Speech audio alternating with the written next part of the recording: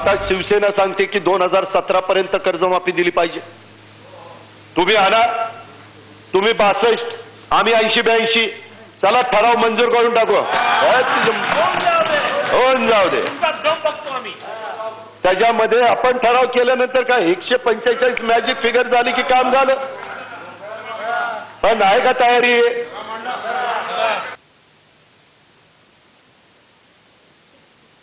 शासनाचे सर्व अधिकारी कर्मचारी, निमशासकीय संस्थांचे सर्व अधिकारी कर्मचारी, केंद्र अथवा राज्य शासन अनुदानित संस्थांचे सर्व अधिकारी कर्मचारी, चतुर्थ श्रेणी कर्मचारी वगळून सरकार म्हणून सुभाष देशमुख साहेब आपल्याला काही माहिती पाहिजे।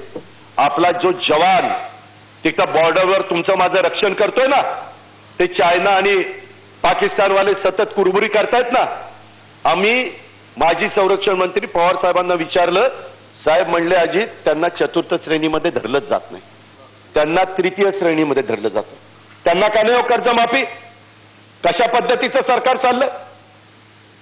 याचा कुठेतरी ताळमेळ आहे का नाही?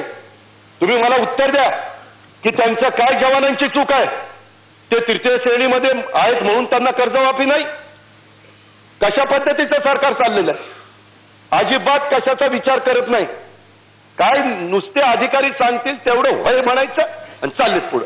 पुन्हा अधिकाऱ्यांनी सांगायचं नाही नाही, ही चौथं नाही, आता 5वं GR काढा, ही सही करायची। कोंबडा काढला की GR निघाला।